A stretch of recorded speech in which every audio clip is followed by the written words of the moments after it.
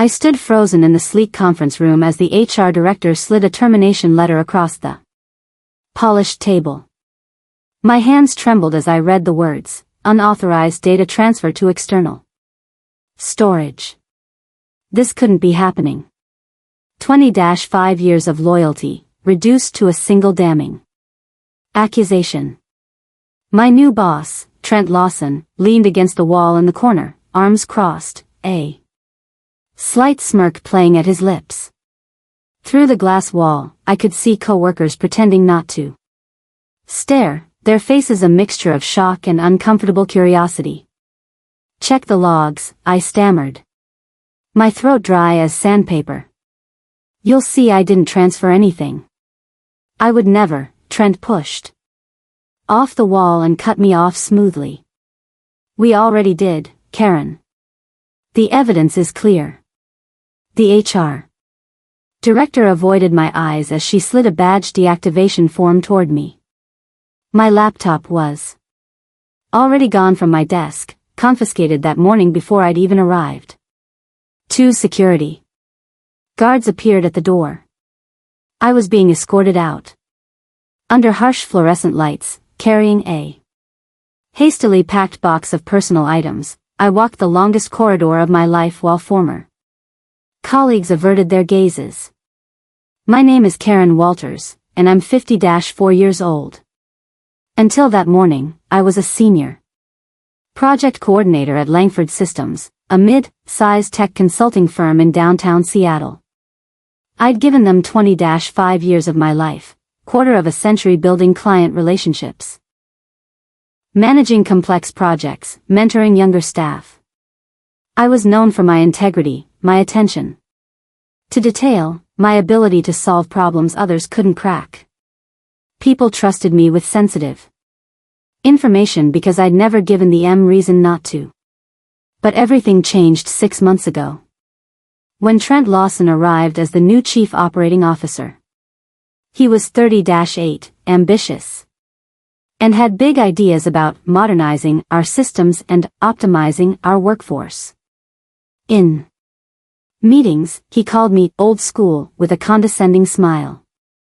He reassigned my projects to younger team members without explanation. He questioned my methods in front of clients. I'd watched my role shrink week by week, feeling increasingly invisible in the company I'd helped build. But I never imagined it would end like this. Accused of corporate theft, walked out like a criminal, my reputation destroyed in a single morning. The whispers started immediately. Within hours, old coworkers stopped responding to my texts. Messages I sent went unread or were met with awkward, brief replies that felt like goodbyes. My friend Patricia from accounting called late one night, her voice hushed and nervous. "Karen, I thought you should know. Trent's been telling people you tried to sell client data to competitors. He's saying you've been under investigation for weeks." I felt physically ill, my stomach churning with a mixture of rage and helplessness. My pension was frozen pending internal review, which meant my financial security hung in limbo. The humiliation felt endless, creeping into every aspect of my life. At the grocery store, I imagined former colleagues whispering behind my back. At my daughter's house, I couldn't meet her eyes when she asked how I was holding up. One evening, I stood in my kitchen reheating soup, staring at my reflection in the microwave door. The woman looking back seemed older, smaller, defeated. "I gave them my life," I whispered to my reflection. My daughter Stephanie urged me to sue, to fight back, to hire a lawyer. But I just shook my head. "No one believes me, Steph. What's the point?" 2 weeks after the firing, I couldn't stand the weight of sitting idle anymore. I started cleaning my home office, a task I'd been putting off for years. My grandson Ben, Stephanie's 12-year-old son, came over to help sort through old files and boxes. He was patient with me, asking Questions about ancient floppy disks and outdated software manuals. "What's this, Grandma?" he asked, holding up a dusty external hard drive labeled in my own handwriting. Langford_archive_2018. I'd almost forgotten about it. Years ago, when our company switched server systems, I'd backed up my project files as a precaution. IT had told us it wasn't necessary, that everything would transfer smoothly, but old habits die hard. I'd always kept backups. I almost told Ben to toss it in the donation pile. What use were old files now? But something in my gut stopped me. That familiar instinct that had guided me through 20-5 years of work. "Let me see that," I said, taking it from him. My hands shook slightly as I plugged it into my laptop. The drive whirred to life, and folders began appearing on screen. Old reports, project files, email backups, everything from before Trent joined the company. For the first time since the firing, I felt something other than despair. I felt a flicker of control. I spent hours scrolling through the archived files, Ben sitting patiently beside me doing homework. At first, I was just reminiscing, remembering successful projects, good clients, the way things used to be. Then I started noticing inconsistencies. Files I remembered documenting meticulously had altered timestamps showing they'd been modified years after I'd completed them. Email attachments I distinctly remembered sending were missing from the archived threads. Reports I'd written contained sections I'd never authored, added later with no notation of changes. My pulse quickened as I dug deeper. Then I found an email thread from March 2022. Shortly after Trent joined Langford. The subject line read, "Data Migration Testing Protocol." Trent had sent it to the IT department, outlining a plan to test security vulnerabilities by simulating unauthorized data transfers. The dates in his email aligned perfectly with the dates. HR had accused me of stealing data. My breath caught. Trent's name kept appearing in the system logs, accessing files he shouldn't have had clearance for, running queries during off hours, exporting data to external drives. And somehow, all of it was being attributed to my login credentials. I sat back, my mind racing. He hadn't just framed me. He'd been planning this for months. The next morning, I called Langford's HR department.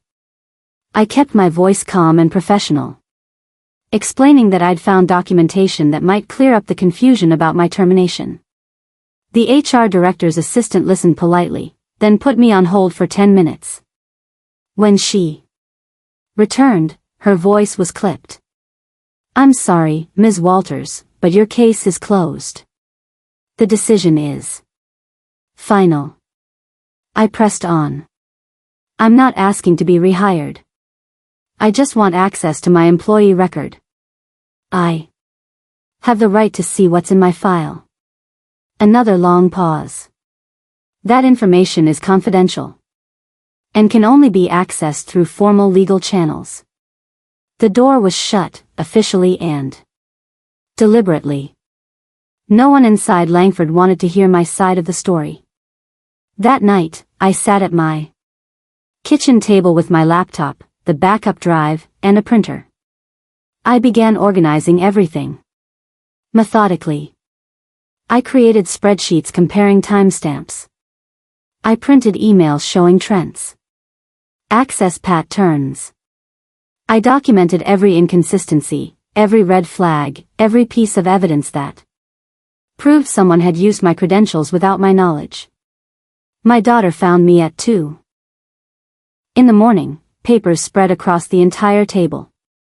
"Mom, you need to sleep," she said gently. I looked up at her, feeling more clear-headed than I had in weeks. "If they won't clear my name, Steph, I will." Money was getting tight, so I took a part-time bookkeeping position at a small accounting firm. across town. It was humble work compared to my former role, but I was grateful for it.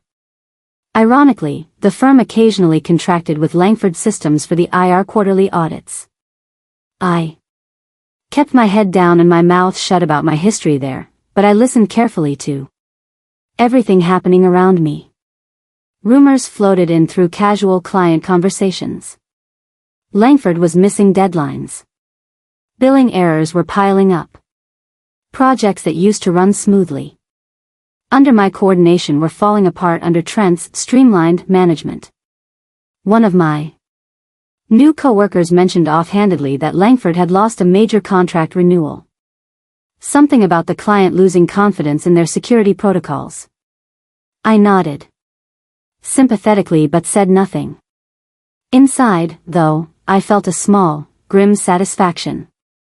Trent's house of cards was starting to wobble. The chaos he'd created by pushing out experienced staff like me was becoming impossible to hide.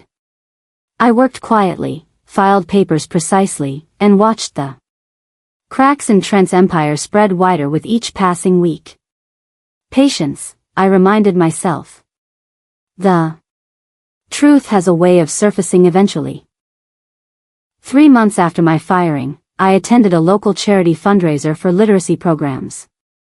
I'd been volunteering with the organization for years and couldn't bring myself to skip the annual gala. Despite my circumstances, I was standing near the refreshment table when I saw him, Michael Langford, the company's founder and CEO. He was in his late 60s, silver-haired, wearing an expensive suit that somehow looked tired on him. Our eyes met across the room. For a moment, I considered leaving. Then he walked over, his expression politely neutral. "Karen," he said, extending his hand. "I didn't expect to see you here." I shook his hand, forcing my voice steady. I'd been volunteering with this organization for 12 years. I wasn't about to stop now. He nodded, looking uncomfortable. "I hope you've moved on. Found something new."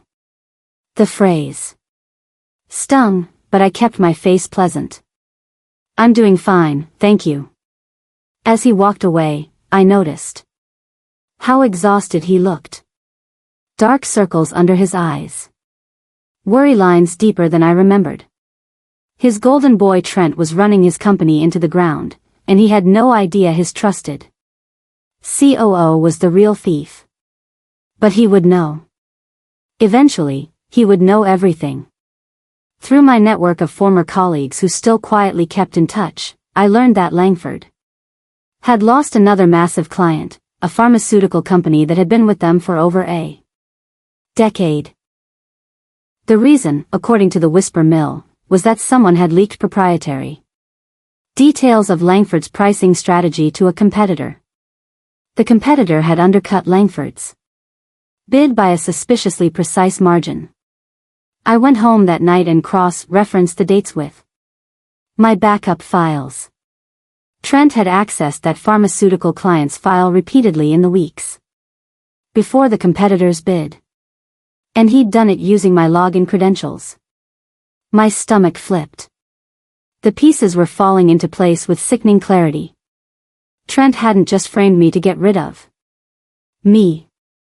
He'd used my identity to commit corporate espionage, stealing confidential client information and selling it to competitors.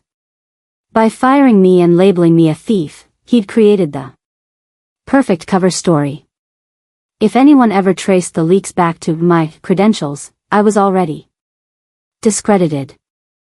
I was the convenient scapegoat for crimes I didn't commit while he continued his operation under everyone's noses. I spent that entire night documenting the pattern, every client loss, every leaked bid, every data breach that aligned with Trent's access logs. The evidence was damning. Now I just needed someone in power to look at it. I created what I started calling my red folder, a thick binder containing printed emails, system logs, and a detailed timeline showing Trent's access patterns. Every piece of evidence was organized chronologically with tabs and highlights. I made 3 copies, storing one in a safe deposit box, one with my lawyer daughter who was finally taking my claims seriously, and one hidden in my home office desk. My daughter Stephanie flipped through the documentation, her expression growing darker with each page. "Mom, this is serious. This isn't just about clearing your name anymore. This is corporate espionage. Fraud. Possibly criminal charges." I nodded. No. She looked up at me, concern etched in her features. "Don't get your hopes up too high. Powerful men like Trent have ways of wriggling out of trouble. Even with evidence this strong." I cut her off gently. "I'm not hoping, Steph. I'm documenting. There's a difference." She studied my face for a long moment, then nodded slowly. "Okay. Then let's make sure this documentation is bulletproof." Together, we spent the next week refining the timeline, adding annotations, and organizing the evidence into an irrefutable narrative.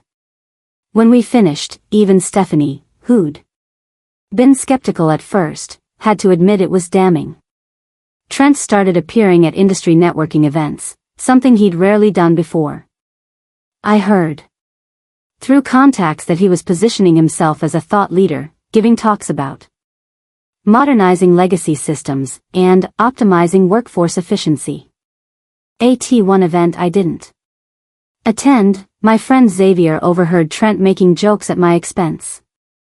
We had this coordinator who couldn't even handle a basic password reset, Trent had said, laughing. "Sometimes you have to clear out the deadwood, you know?"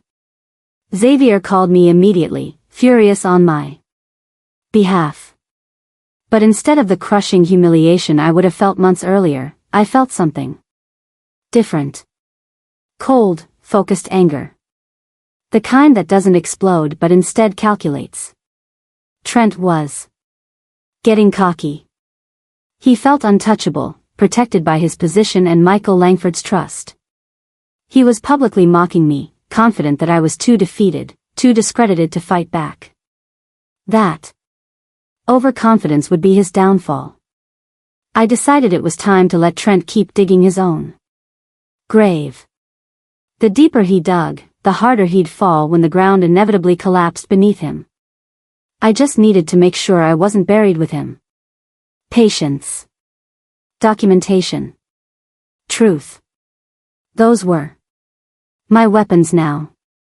I began sending anonymous tips to a former coworker named Helena who worked in Langford's internal audit department. Helena and I had been friendly for years, and while we hadn't spoken since my firing, I knew she was thorough and ethical. The tips were specific but untraceable. Check export logs from March 17, 2022, focusing on pharmaceutical client files. Review access patterns for executive credentials during off hours, particularly weekends. Compare data transfer timestamps with official project authorization dates. I never signed the emails. Never identified myself. Just sent carefully worded suggestions that would lead Helena's audit exactly where it needed to go. Within 2 weeks, I heard through my network that internal whispers had begun. Langford's audit department was quietly investigating data security protocols. Meetings were happening behind closed doors. Trent's name was coming up with increasing frequency. My contact at the accounting firm mentioned that Langford had hired an external cybersecurity consultant to review their systems. I smiled to myself at my desk, filing invoices with steady hands. The investigation was underway. And every trail Helena followed would lead directly to Trent's digital fingerprints, along with the evidence he'd systematically used my credentials to cover his tracks. I kept my head down and my mouth shut. The trap was set. Now I just had to wait for it to spring. Langford Systems launched a formal internal audit in late October. Through my network of informants who still trusted me, I learned that Trent was being asked pointed questions about data security protocols and access logs. My contact said he remained calm in meetings, deflecting concerns with technical jargon and confident assurances. But behind the scenes, he was getting nervous. Meetings that used to be casual were now tense. Emails that used to be loose were now carefully worded and copied to legal. When clients at my accounting firm mentioned something weird going on at Langford, I played completely ignorant. Oh really? I hadn't heard anything about that, I'd say with mild interest. What kind of issues? They'd share. What they knew: missed deadlines, disorganized project handoffs, concerns about data security. I'd nod sympathetically, make appropriate sounds of concern, and change the subject. Inside, though, I was tracking every piece of information. The audit was expanding beyond what I'd initially expected. Helena and her team were finding irregularities I hadn't even known about. Trent's corruption ran deeper than just framing me. He'd been systematically exploiting Langford Systems for at least 2 years. My case was just the tip of a very ugly iceberg. And soon, Michael Langford would have to face what his Golden Boy COO had really been doing. In early November, something unexpected happened. Trent reached out to me directly. The email was polite, almost apologetic in tone. "Karen, I know things ended badly between us. I'd like to clear the air if you're willing. Coffee sometime this week?" I stared at the message for a long time, my heart pounding. This was a trap, obviously. But what kind?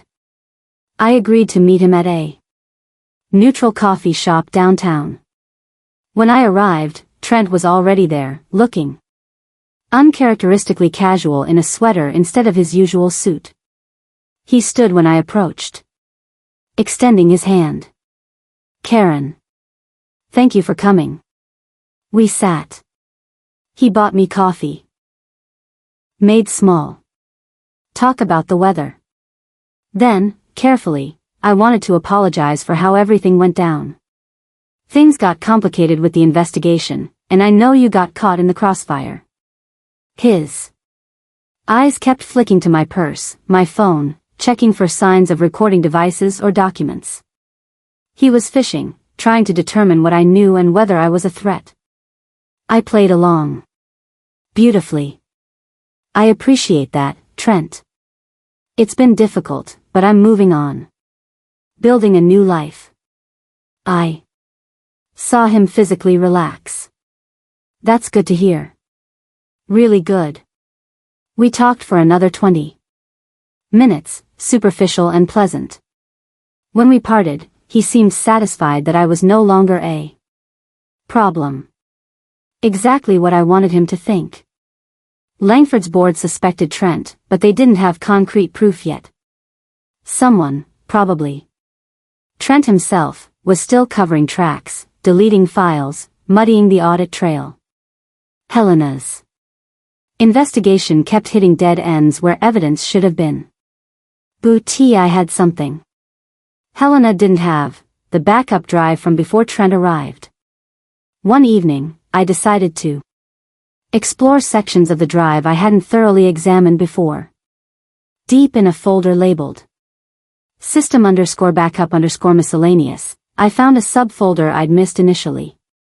Inside were deleted files that my archival backup had preserved, client invoices with altered dates, access logs showing Trent's credentials explicitly coded into system queries, and most damning of all, email drafts he'd written but never sent. The drafts outlined his entire scheme in chilling detail. How he planned to streamline operations by eliminating expensive senior staff. How he could use their credentials for security testing without their knowledge. How any discovered leaks would. Point to them, not him. My hands shook as I read. This was it. This was the smoking gun that would destroy him completely. I immediately made encrypted copies and stored them in 3 separate cloud services. Then I called Stephanie. I found it, I told her. The evidence that ends this. Her voice was tense with excitement. What do we do now? I smiled grimly. Now I request a meeting with Michael Langford. It took 3 attempts and 2 weeks of polite persistence, but Michael Langford finally agreed to meet with me. His assistant scheduled 30 minutes on a Tuesday afternoon at his downtown office. When I arrived, carrying only my purse and a small USB drive, Michael looked surprised by my composure. I wasn't the broken woman he'd seen at the charity gala. I was calm, professional, and completely in control. Mr. Langford, I said, settling into the chair across from his massive desk. Thank you for seeing me. He nodded cautiously. Your assistant was quite persistent. What can I do for you, Karen? I met his eyes steadily. You've been conducting an internal investigation into data security breaches. Your audit team has been finding irregularities but hitting dead ends. You suspect your COO but can't prove it. His face went very still. How do you know about internal investigations? I ignored the question. You wanted proof, Mr. Langford. I brought it. I placed the small USB drive on his desk between us. He stared at it like it might explode. What is this? He asked quietly. Everything you need to know about what Trent Lawson has been doing with your company for the past 2 years. Access logs, deleted emails, client data breaches, all traceable directly to him. I stood, gathering my coat. I'll let you review it privately. My contact information is on the drive if you have questions. I walked toward the door. Karen, he called. I turned back. His face had gone pale. Where did you get this? I met his eyes one last time.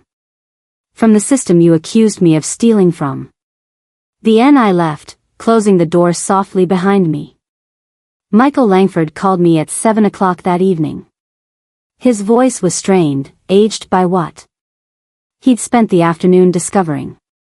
Karen, I've been reviewing your drive. I need to ask you some questions. We spoke for over an hour. I walked him through the timeline, explained how I discovered the backup, showed him how Trent had systematically used my credentials to cover his tracks. With each revelation, Michael's voice grew quieter, heavier with the weight of his mistake. He told me you were being investigated for theft, Michael said finally. He showed me evidence, logs, files, everything pointed to you. I trusted him. The silence stretched between us, thick with implications. I trusted you too, I said quietly. For 20-5 years. Another lowing pause. Then, I'm calling an emergency board meeting tomorrow morning. Can you come? I considered. As what? A witness? A consultant? A vindicated former employee? His voice firmed with determination. As the person who saved this company from the man I was too blind to see clearly. The next morning, I walked into Langford's executive boardroom, carrying my red folder. 12 board members sat around the table, faces grave. Trent sat at Michael's right hand, looking confused and increasingly concerned. When he saw me, his face went completely white. What is she doing here? He demanded. Michael's voice was ice. Presenting evidence. Sit down, Trent. Trent was suspended that afternoon, pending a full investigation.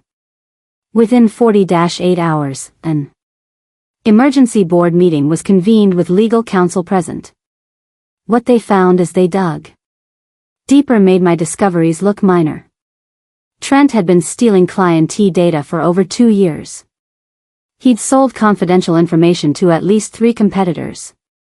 He'd falsified invoices, created ghost projects to embezzle funds, and systematically framed multiple employees, not just me, for his crimes. 2 other people had been quietly let go in the months before my firing, both under suspicious circumstances that now made perfect sense. The FBI was brought in for the criminal investigation. Securities regulators got involved because Langford was a publicly traded company. The story leaked to industry publications, then mainstream news. My name was cleared internally within a week, but I wanted more than a quiet internal memo. I wanted public vindication.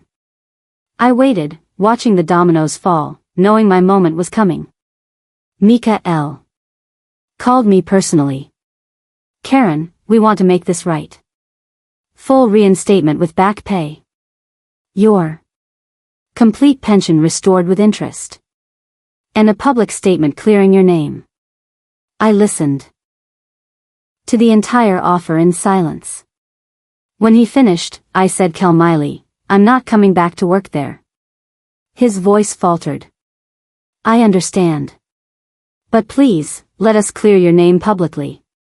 I smiled. Alone in my kitchen. I'll take the statement. The news of Trent's firing and the federal investigation exploded across industry publications. Langford Systems COO arrested for corporate espionage. Tech firm discovers years of internal fraud. Whistleblower evidence exposes executive corruption. My phone started ringing with reporters requesting interviews.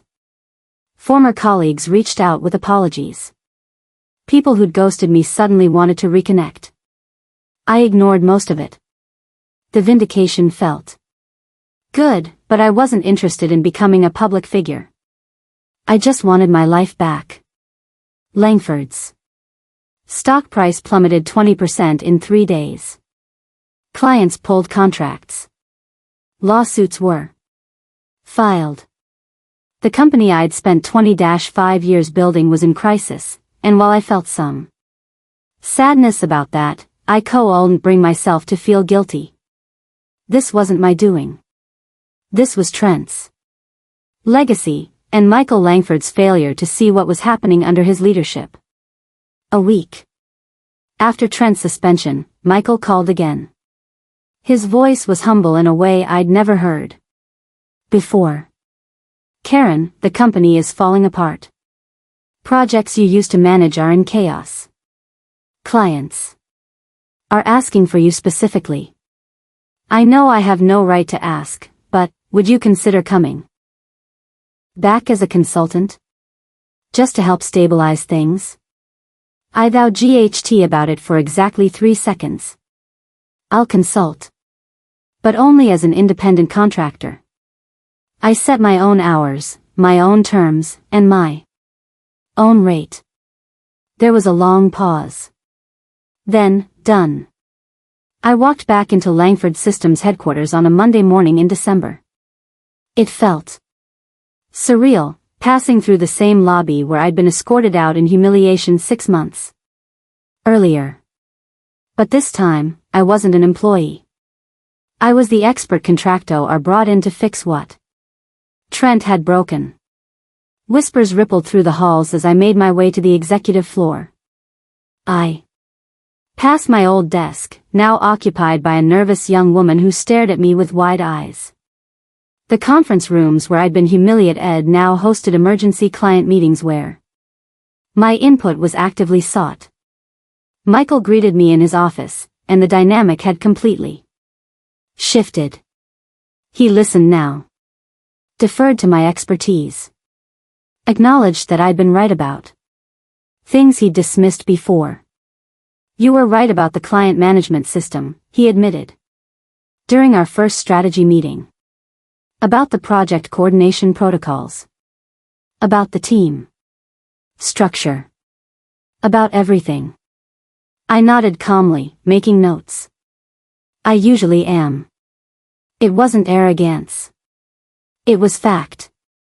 For the next month, I worked to stabilize the chaos. I reached out to former clients. Rebuilding relationships Trent had damaged. I reorganized project teams. I created new security protocols to prevent future breaches. And I documented everything, because that's what I do. I document, I organize, and I fix what's broken. The company slowly began to steady. The federal investigation into Trent moved quickly once they had my evidence. Prosecutors built their case through January and February.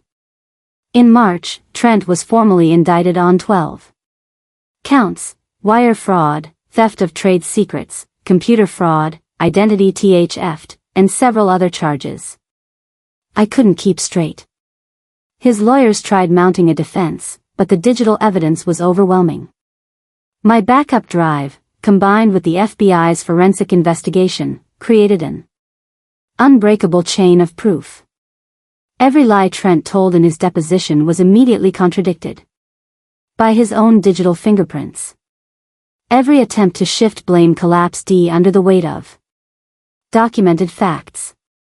In April, facing the reality of a trial he couldn't win, Trent pleaded guilty to 6 felony counts. The sentencing hearing was scheduled for June. Reporters started calling me the whistleblower who saved Langford Systems. Magazines wanted interviews.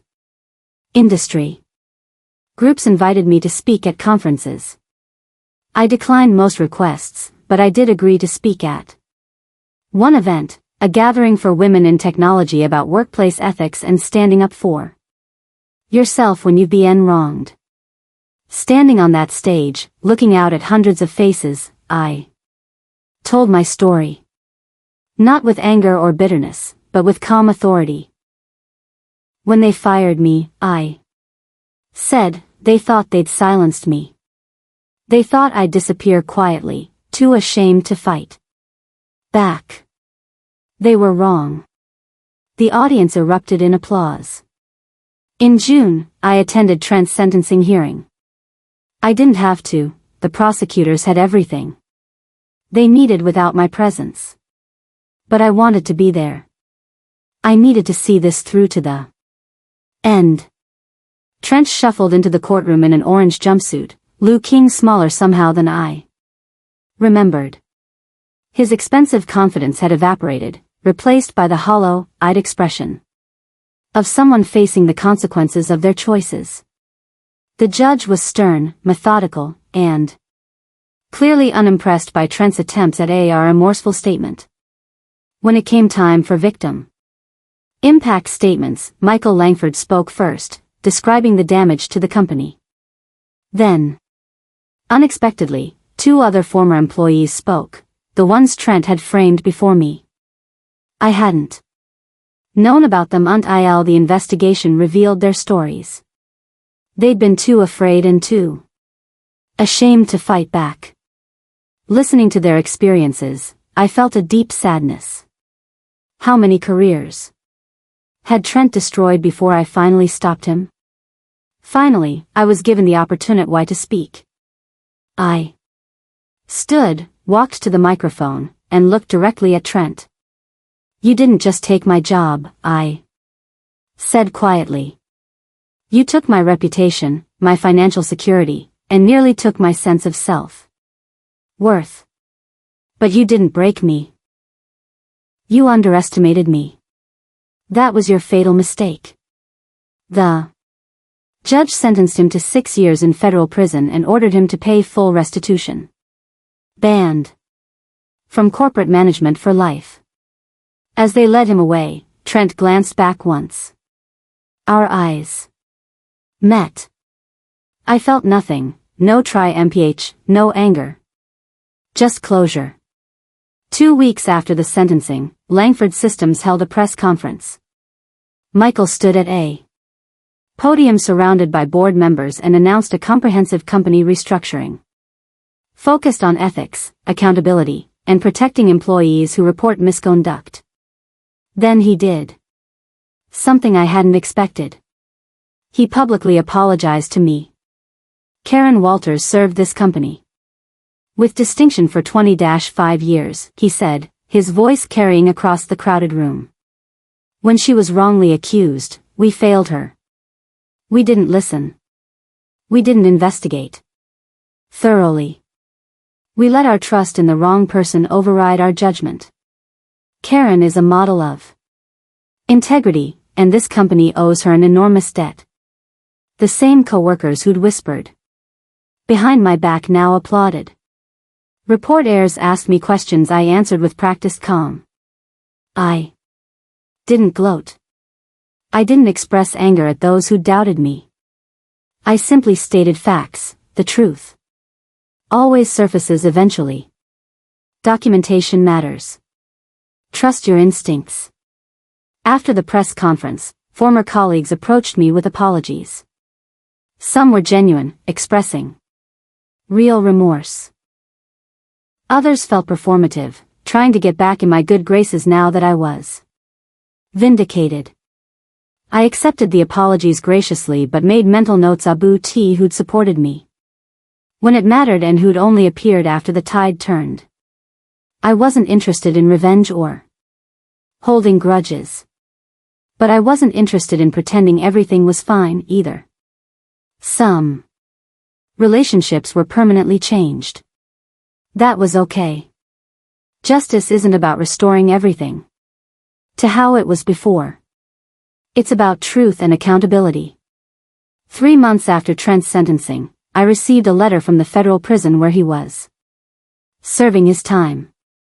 For a moment, I considered throwing it away unopened. But curiosity won out. Inside was a single page, handwritten in surprisingly neat script. Trent's letter was brief. He didn't apologize, not really. Instead, he tried to explain his actions, painting himself as someone who'd gotten caught up in competitive pressures and bad decisions. He claimed he'd never meant to hurt me specifically, that I'd just been in the wrong place at the wrong time. I read it once, folded it neatly, and placed it in a file with all the other documentation from this entire ordeal. Then I went outside where my grandson Ben was shooting basketball in the driveway. "Grandma," he called, jogging over. "Did you hear back about that speaking thing?" I had. A major tech industry conference wanted me to keynote their ethics panel. I did. I'm doing it. He grinned. "That's awesome. Do you feel better now? Like, now that everything worked out?" I thought about his question. Better wasn't quite the right word. I didn't feel victorious in the traditional sense. What I felt was something deeper, validation, vindication, and the profound relief of being seen for who I truly was. "I feel seen," I told him. For 20-5 years, I was invisible doing important work. Now people finally see it. That matters more than revenge ever could. In my quiet home office, I keep the original backup drive displayed in a small glass case on my bookshelf. I've labeled it simply, "The Day They Fired Me." It sits there as a reminder, not of the pain or injustice, but of resilience and truth. When young PR professionals reach out asking for mentorship, I often bring them to my office and show them that drive. I tell them the whole story, holding nothing back. I talk about documentation, about trusting your instincts, about the importance of keeping your own records even when it seems paranoid. I explain that integrity isn't just about being honest, it's about having proof of your honesty when others question it. "How did you survive it?" they always ask. "How did you not give up when everyone turned Against you? My answer is always the same.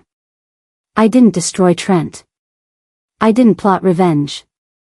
I just gathered evidence and showed people the truth. The truth did the rest. Some nights, I still think about that morning when I was walked out of Langford Systems, carrying a box of belongings, while former friends averted their eyes. I remember the humiliation, the fear, the crushing weight of being discredited and dismissed. But those memories don't define me anymore. What defines me is what came after, the patient documentation, the strategic planning, the refusal to let lies become permanent truth. I rebuilt my reputation not with words but with evidence. That drive, sitting in its glass case, represents something important, the power of truth, carefully preserved and strategically revealed. I smile every time I look at it. Justice tastes better than revenge ever could.